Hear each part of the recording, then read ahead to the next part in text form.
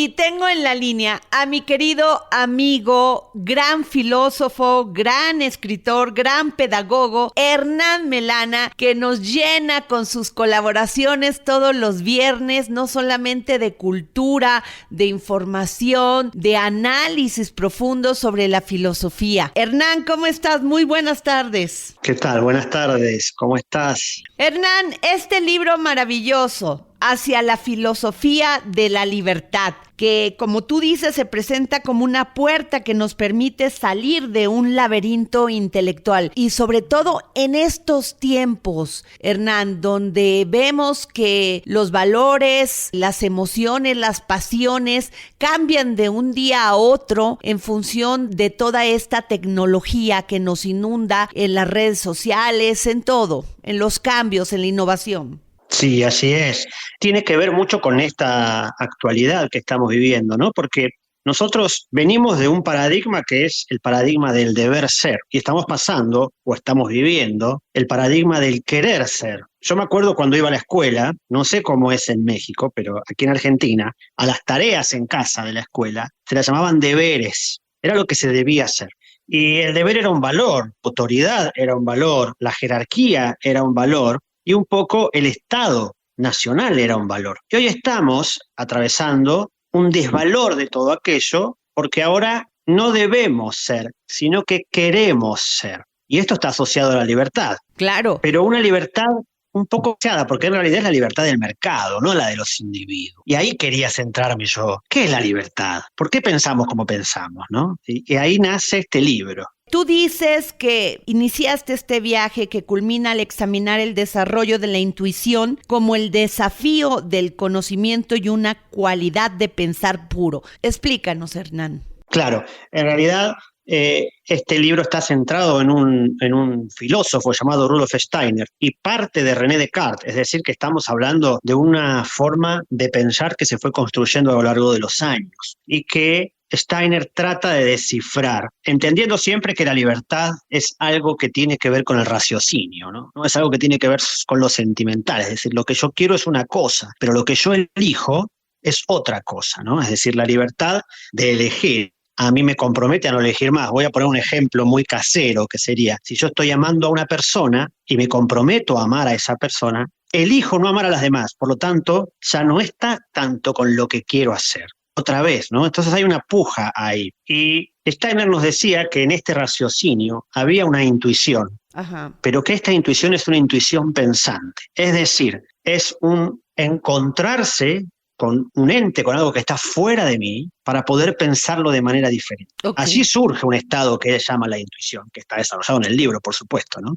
Claro. Y esta frase de Descartes, pienso, luego existo, Hernán. Esta frase es el inicio de un pensamiento moderno, ¿no? Porque en la Edad Media el ser humano se sentía tan unido al entorno, tan unido a la naturaleza, como también sucedía en nuestra América antes de la conquista, es decir, el individuo y el medio circundante eran indistintos. Pero cuando Descartes dice pienso, el que piensa es el yo, y yo pienso sobre lo que está fuera de mí. Ahí se llama objeto. Objeto quiere decir, viene la palabra obyacere, que es expulsar de dentro. ¿Y qué es lo que expulsó el hombre de dentro de sí mismo, el ser humano? Expulsó el mundo, es decir, se sintió disociado del ambiente. Y ahí el ambiente pasó a ser un recurso. Lo otro está fuera de mí. Y ahí nos caímos en un abismo y empezamos a tener miedo del entorno, miedo de la muerte, miedo de las emociones. Descubrimos un mundo nuevo, es decir, no solo se descubrió el mundo nuevo geográfico en esa época,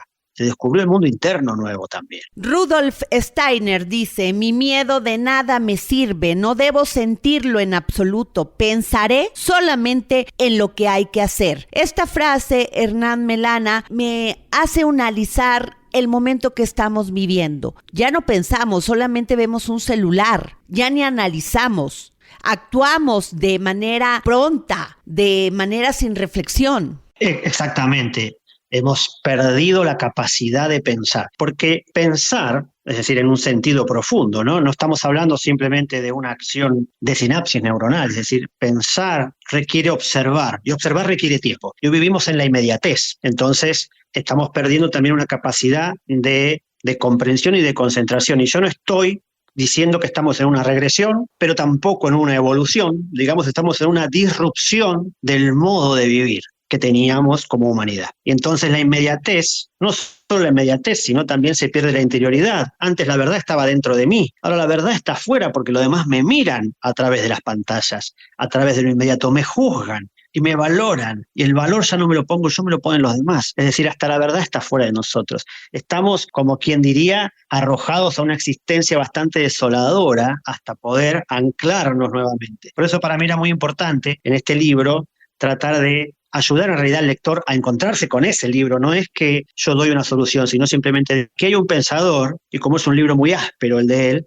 aquí ofrezco una ventana para mirarlo desde otro lugar, ¿no? Sí, porque tú dices, exploro por qué pensamos como lo hacemos, estudiando a pensadores de distintas épocas y abordando los problemas en la concepción del mundo y la relación del ser humano con su entorno. Y aquí me viene esta frase de David Hume: nada es más libre que la imaginación humana. Totalmente. Y es muy interesante el tema de la imaginación, porque las redes sociales hoy no nos permiten imaginar, porque ya nos viene la imagen preestablecida. Entonces hay un mecanismo, tampoco nos permite recordar. Estamos cediendo la memoria a memorias externas. Es decir, ahora la foto que nos aparece en el calendario nos recuerda momentos vividos. Son todas capacidades humanas que estamos cediendo, que tienen que ver con nuestra propia autonomía, con el uso de nuestro propio mundo imaginativo, de nuestro propio mundo recordativo, de nuestro propio mundo onírico incluso, ¿no? Es decir, entonces tenemos que realmente reconstruirnos como seres humanos, si es que queremos seguir siendo seres humanos, que sería una pregunta quizás. ¿Queremos seguir siendo seres humanos? ¿Y qué es un ser humano? ¿Qué es un ser humano en estos momentos, Hernán Melana? Bueno, yo lo defino al ser humano como alguien que hace con sus manos. Es decir, el ser humano, por supuesto, es un ser pensante, pero se caracteriza porque no tiene totalmente desarrolladas sus extremidades, es decir, no tiene garras como los depredadores, no tiene alas, simplemente no tiene aletas para nadar mejor, simplemente tiene manos, y las manos son para crear.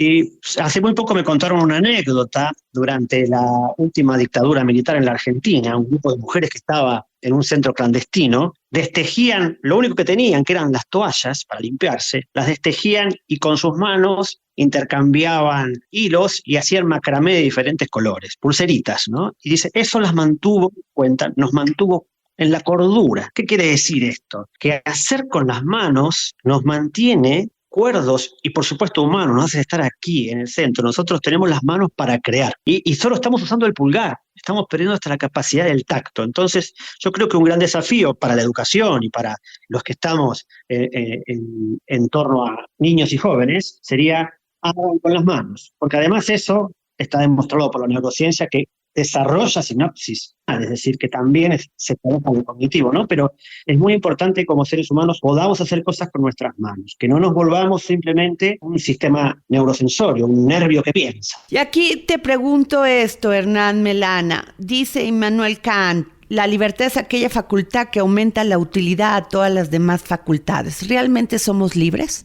Estamos viviendo crisis económicas, crisis políticas, crisis de migración. ¿Realmente somos libres? Bueno, yo creo que entendiendo la libertad como una posibilidad de libre elección de lo que yo quiero y no lo que me hacen creer que yo quiero, es muy difícil encontrar esa libertad. Sin embargo, me gusta remitirme a lo que decía Viktor Frankl, que en el siglo XX, ¿no? Él decía, nos pueden quitar todo menos la última libertad, ¿no? Él estuvo preso en un campo de concentración y él tuvo la suerte por ser médico, la suerte entre comillas, ¿no? De no ir hacia la muerte, pero ver a todos sus compañeros ir a la cámara de gas. Y él decía, iban cantando a la muerte. Y él decía, eso fue lo único que no nos pudieron quitar, porque nos quitaron el nombre, las pertenencias, la identidad, la familia, la religión, todo, pero no nos pudieron quitar la forma en la que íbamos al encuentro con la muerte. Y también fue libre aquel que apretó el botón para que saliera el gas, porque por más que lo hubieran obligado, él podría haber elegido no hacerlo. Me parece que en esa instancia todavía podemos ser libres, ¿no? Esa última libertad no te la quita nadie, aunque te quiten la física, aunque te quiten incluso la vida anímica, pero ese último acto de soberanía lo tenemos. Somos seres soberanos, pero también nos encontramos en una realidad que nos hace Es decir, entender esto, que libertad, por eso quiero que quede claro, libertad no es lo que yo quiero, ¿no? Libertad, un hombre libre no hace lo que... Un hombre libre se encuentra con otro hombre libre y ya saben qué hacer, que no tiene que ver con lo que quieren. Lo intuyen, y ahí venimos a la intuición de vuelta. Es decir, no haríamos las cosas que son dañinas, no porque la moral dice que no se deben hacer, sino que sabemos que no se hacen. Un hombre libre sabe lo que debe hacer. Claro, es responsable. Es totalmente responsable. Esta frase, ¿qué te parece de David Hume? La naturaleza es siempre demasiado fuerte para la teoría. Bueno, Hume lo que está diciéndonos es, él es una persona que duda un poco de la razón humana, así como nosotros la concebimos, ¿no? Porque Hume dice, ninguna de nuestras decisiones importantes son racionales, sino que son emotivas. Volvemos al ejemplo, cuando uno elige a quién amar, no lo hace de la razón, ¿no? Las parejas las elegimos desde el corazón. Cuando vamos a votar a los presidentes, no lo hacemos desde la razón, sino ni iríamos a votar. Entonces, y él dice, claro, él dice, ¿por qué hacemos las cosas? Las hacemos por costumbre, las hacemos porque tenemos experiencia de eso. Y a eso se lo llamaba naturalismo, el encuentro con la experiencia, que es algo que estamos perdiendo, que eso me parece interesante, ¿no? Es decir, somos seres que aprendemos por experiencia, pero la experiencia tiene que ver con realizar algo que atraviese nuestro ser completo, no solamente nuestra razón. Es decir, nuestra corporalidad también debe comprometerse a aprender. Tenemos que aprender con el cuerpo también. Me asombra mucho hoy ver niños que no saben caminar, que no caminan bien, no saben correr. Es tremendo. Y aquí vendría esta frase de Rudolf Steiner: la educación va unida al despertar de la conciencia, y la educación en nuestros países de América Latina es verdaderamente paupérrima. Sí, yo creo que además la escuela como institución se encuentra todavía en el viejo paradigma, en el paradigma del deber ser, ¿no? El paradigma donde uno estaba adentro de 4 paredes, y hoy las paredes se derrumbaron por la tecnología. Y entonces se encuentra como algo viejo. Todos sabemos que en todo el mundo tiene crisis, que no es un problema económico, es decir, porque en los países donde hay buena financiación también hay crisis educativa, sino que es un problema más sistémico, es decir, hay que repensarla completamente la escuela. Pero para peor, estamos queriendo meter solo lo digital, como si eso fuera lo que la puede mejorar, y creo que es un camino equivocado, ¿no? Yo vuelvo a insistir que nuestra solución está en las manos, ¿no? En querer hacer, en volver a hacer, en los oficios, en el arte, en todo aquello que no nos va a dar el ordenador, la computadora, la inteligencia artificial. Es decir, lo cognitivo está al alcance, pero no lo creativo. Lo creativo es algo que solo es el ser humano. Ahora, también va unido a este tema que es la casa. Durante la pandemia, Hernán Melana, vimos a muchas familias separadas, muchísima violencia intrafamiliar, muchísima, desamor. ¿Qué hacer con estos niños que están pasando esta etapa y que los padres no toman conciencia de lo importante que es la educación, los valores, el valor cívico, el cuidar a los animales, el cuidar a la naturaleza y todo lo que podría decirse que es el amor? Creo que el punto está en esto que decís. Se nos ha modificado de manera bastante abrupta lo que es la espacialidad, ¿no? Es decir, antes tenemos que pensar que el ser humano hace 200 años para cruzar el océano tenía que hacer una travesía, y hoy es un lago, ¿no? Y lo cruzamos enseguida. Y los espacios que habitábamos, que eran los campos, después cedieron ante la ciudad. Y hoy la ciudad cedió ante la pantalla. Y para estar en la pantalla solo necesitamos estar en casa. Y como hay una hiperestimulación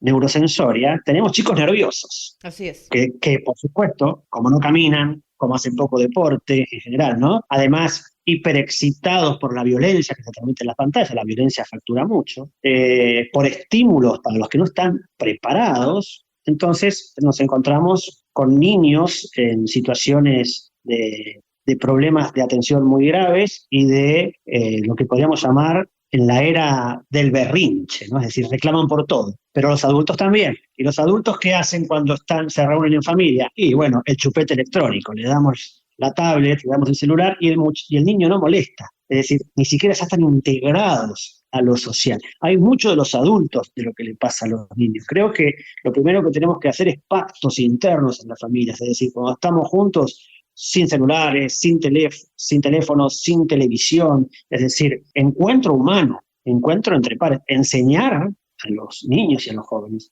que el encuentro puede mediar entre humanos sin que esté en el medio un aparato electrónico o una sustancia, porque eso es lo otro. Es decir, ¿de dónde nos vamos? De una adicción nos vamos a la otra, ¿no? Entonces después para relacionarme con el otro necesito una sustancia en el medio, alcohol, alguna que estimule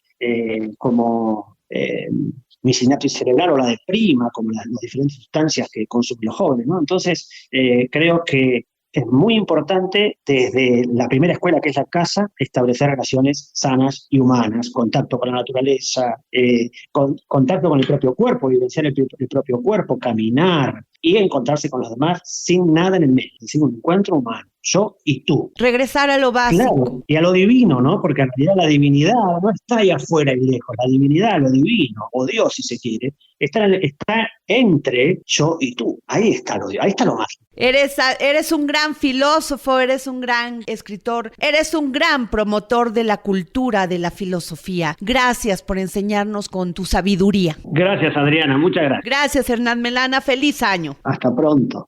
Gracias por haber llegado hasta aquí con esta entrevista. Aquellos que estén interesados en adquirir el libro Hacia la filosofía de la libertad pueden hacerlo a través de Amazon, y aquellos que estén en Argentina a través de Mercado Libre. Nos vemos en el próximo episodio.